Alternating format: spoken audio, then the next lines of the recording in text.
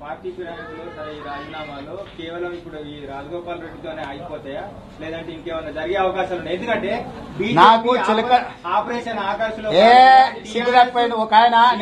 నాకు అర్థమైంది మీరు చెప్పింది. ఒక ఆయన పార్టీ మారినప్పుడు సిద్ధాంతం వదిలిండు అనుకున్నాం. ఇప్పుడు ఆయన మాటలు చూస్తే సిగ్గు కూడా వదిలేసిండు అని అనుకుంటున్నా. పూర్తిగా సిగ్గు తప్పిపోయిండు, లజ్జ తప్పిపోయిండు. పార్టీలో ఫుల్ పేజ్ యాడ్స్ ఇస్తే స్టాంప్ సైజ్ అంత ఫోటో పెట్టలేదు. ఆయన అందరినీ ఫిరాయింపులను తీసుకొచ్చి ఇళ్ళ పెట్టేసి ఆయన పెద్ద వండి బిర్యానీ మాట్లాడట. సిగ్గు ఉండాలనే. ఆయన పోయినాడు, నన్ను ఏదో దాడులు చేస్తుండు. నేను సిద్ధాంతం ఏంది లెఫ్ట్ ఉద్యమాల నుంచి వచ్చాను, నక్సలైట్ల నుంచి వచ్చానని పుడింగి మాటలు మాట్లాడాడు. ఒక్క ఏటు మెడల మీద వడంగానే టాస్క్ ఫోర్స్ మెడల మీద కొట్టంగానే కాళ్ళు పట్టుకుంటారు కదా రౌడీ షీటర్లు. అట్లా సరెండర్ అయిపోయి మోడీ శంకలో దూరి ఆయనలో సిద్ధాంతాన్ని వదిలిండి అనుకున్నాం. సరే కష్టాలలో సిద్ధాంతం వదిలిండి అనుకున్నా. నిన్న మన మాటలు చూస్తే సిగ్గు కూడా వదిలేసిండి నాకు అర్థమైపోయింది. ఇట్లాంటి సిగ్గు తప్పిన వాళ్ళ గురించి మీరు మాట్లాడకండి. ఇట్లాంటి సిగ్గు తప్పిన వాళ్ళు తెలంగాణ ఇజ్జత్ తీస్తున్నారు. ఇప్పుడు ఆయన గురించి మాట్లాడతాడు. ఆయన సంగతి వదులు, నీ సంగతి ఏంది చెప్పు నాయన. ఇప్పుడు ఆయన ఫిరాయింపుల గురించి, దీంట్ల గురించి, దాంట్ల గురించి ఆయన అట్లా ఇట్లా అని మాట్లాడుతున్నావు. నువ్వెట్లా? నీకేమైనా సిగ్గుందా? ఫిరాయింపుల కోసం కమిటీ పెడితే దానికి చైర్మన్ పదవి తీసుకుంటావు. అసలు సిగ్గు లజ్జ ఏమన్నా ఉందా? సిద్ధాంతం వదిలితే తప్పు లేదు, కానీ సిగ్గు లజ్జ వదిలినోడు మాట్లాడితే కూడా అది తీసుకొచ్చి నన్ను ప్రశ్న అడుగుడు ఏంటి సోదరా? ఏం మాట్లాడతావు నువ్వు? అట్లాంటి సిగ్గు తప్పిన వాళ్ళకు నా దగ్గర అసలు ఆ పేరు ఉచ్చరించడానికి కూడా స్థాయి లేదు వాళ్ళకు. అలాంటి వాళ్ళ గురించి నేను మాట్లాడాను. జాతీయ స్థాయిలో కాంగ్రెస్ బలహీనపడుతుంది, రాష్ట్రంలో టీఆర్ఎస్ ఎదుర్కోలేకపోతుంది, అందుకే మున్గోడు ప్రజల కోసం నేను నిర్ణయం తీసుకున్నాను. ఇక బాస్ నేను ఇంతసార్లు చెప్పినా నువ్వు తిట్టించాలని అనుకుంటున్నాడు. నీకేదో పాత పగు ఉన్నట్టు ఆయన ఎందుకు ఆయన గురించి. ఇక నేను చెప్పేది అదే. 2004 కంటే ముందు కూడా ఇట్లనే కూతలు కూసారు. షైనింగ్ ఇండియా అని పెద్ద ఎత్తున వచ్చారు. ఏమైంది? 10 ఏళ్లు కాంగ్రెస్ పార్టీ అధికారంలోకి వచ్చింది. నీకు ఒకటి చెప్పదలుచుకున్న 94 నుంచి 2004 వరకు టీడీపీ ఉన్నది. 2004 నుంచి 2014 వరకు కాంగ్రెస్ ఉన్నది. 2014 నుంచి 2023 వరకు టీఆర్ఎస్ ఉన్నది.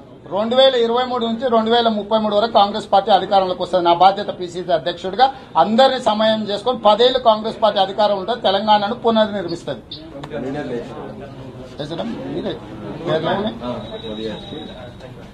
కమిటీ అనౌన్స్మెంట్ కూడా వచ్చింది. నేను చెప్పేది ఇంకా మీరే రాసుకోండి. నేను చెప్పిన కదా కమిటీ వస్తుంది. తెల్లారక ముందే మీకు అన్ని వస్తాయని చెప్పిన కదా.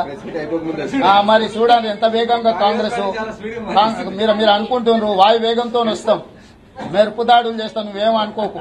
కానీ 2-3 రోజులుగా ఆయన కన్విన్స్ చేసే ప్రయత్నం చేసింది. మరి అది అరే ఎప్పుడైనా ఆత్మహత్య చేసుకునేటోని బుజ్జగిస్తాం అబ్బా సావకురా నాయన అని. కానీ నిత్యం కాపలా ఉండలేం కదా.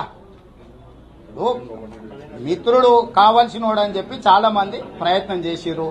అతన్ని పెంచి పెద్ద చేసి ఒక ప్రయోజకుని చేసింది కాంగ్రెస్ పార్టీ.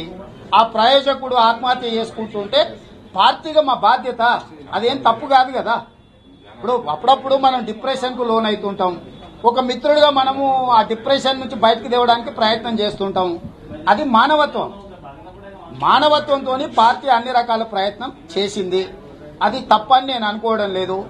మానవత్వం లేని వ్యక్తులు అన్ని సంబంధాలు ఆర్థిక సంబంధాలు అనుకొని అమ్ముడు పోయి మళ్ళీ ఇప్పుడు వచ్చి నీతులు చెప్పి నీతులు తీసుకెళ్లి మున్గోడు ప్రజలకు వృద్ధి. నీకు వచ్చిన కాంట్రాక్ట్ మున్గోడు ప్రజలకు పంచిపెడతావా? వాటా ఇస్తావా? ఏమిస్తావు? ఏం కాంట్రాక్ట్లు వచ్చినా బ్లాక్ అండ్ వైట్లు ఉన్నాయి. మీరే చూపిస్తారు. ఇప్పటివరకు మేము మాట్లాడలేదు దాని మీద. ఈ రోజు కూడా నేను ఆ కాంట్రాక్ట్ల గురించి మాట్లాడదలుచుకోలే. ఆయన మొదటి నుంచి వ్యాపారంలో ఉండు, ఇవాళ కూడా ఉండు, రేపు కూడా ఉంటాడు. నేను అతని వ్యాపార లావాదేవీల గురించి నా బాధ్యత కాదు, నాకు అవసరం లేదు. నా బాధ్యత, నా బాధ, నా ఆవేదన ఒక్కటే. తల్లిలాగా గౌరవించి అండగా నిలబడాల్సిన శ్రీమతి సోనియా గాంధీ గారిని ఈడీ అధికారులు నిస్సహాయరాలు చేసి నించోబెట్టి అవమానించినప్పుడు అండగా నిలబడాల్సిన బిడ్డ శత్రువుతో చేరి కన్న తల్లిని చంపేస్తుంటే కన్న తల్లిని చంపే నరహంతకుడుగా చూస్తున్నాం మేము ఈరోజు. మాకు అతనికి బంధం తెగిపోయింది. కాంగ్రెస్ కు అతనికి పేగు బంధం లేదు, తెగిపోయింది. ఇక అతని గురించి మాకు ఈ గోడ, ఈ రాయి, ఆ బండ ఏందో ఆయన కూడా గంతే. హాయ్ ఫ్రెండ్స్, మా టుడే టుమారో యూట్యూబ్ ఛానల్ చూస్తున్నందుకు చాలా థ్యాంక్స్. మరిన్ని లేటెస్ట్ వీడియోస్ కోసం వెంటనే సబ్స్క్రైబ్ చేయండి. అలాగే ఈ బెల్ ని కూడా రింగ్ చేసేయండి. మా నోటిఫికేషన్స్ అన్ని మీ మొబైల్లో వస్తాయి. అలాగే మా వీడియోస్ మీకు నచ్చితే లైక్ చేయండి, షేర్ చేయండి, నచ్చకపోతే కామెంట్ చేయండి.